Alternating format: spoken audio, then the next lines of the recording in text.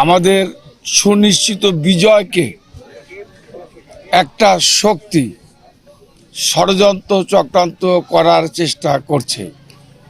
2008 সালে নির্বাচনে যেভাবে কারচুপির মাধ্যমে এই নাটোর সদরে সাবিনা ইয়াসমিন ছবি আমার স্ত্রীকে সূক্ষ্ম কারচুপির মাধ্যমে ভোটে হারিয়ে দিয়ে বিএনপির মতো দলকে মাত্র 30টা সিট দিয়ে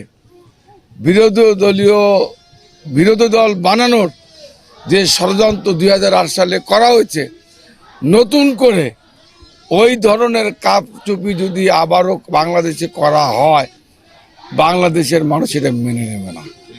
বাংলাদেশের মানুষ চায় একটা নিরপেক্ষ অবাধ নির্বাচন, এবং এই নির্বাচনকে ইঞ্জিনিয়ারিং করার জন্য একটা রাজনৈতিক গোষ্ঠী।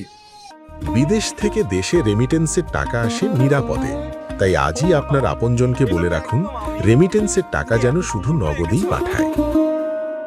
যারা বাংলাদেশের স্বাধীনতা সার্বভৌমত্বের যারা বিরোধী ভূমিকা পালন করেছে, এই গোষ্ঠী আবার নতুন করে তৎপর হয়েছে বাংলাদেশের মানুষকে ঐক্যবদ্ধভাবে এই ষড়যন্ত্রকে মোকাবেলা করতে। আমি আপনাদের মাধ্যমে বাংলাদেশের সচেতন সকল রাজনৈতিক দল, সকল ভোটারের কাছে আমার আহ্বান থাকবে, আপনারা সবাই ভোটের দিন ভোটের কেন্দ্রে উপস্থিত থেকে সচেতনভাবে, সজাগভাবে, ঐক্যবদ্ধভাবে তারা যেন কোনো নতুন ষড়যন্ত্র করতে না পারে, এই ষড়যন্ত্রকে মোকাবেলা করার আহ্বান জানাচ্ছি।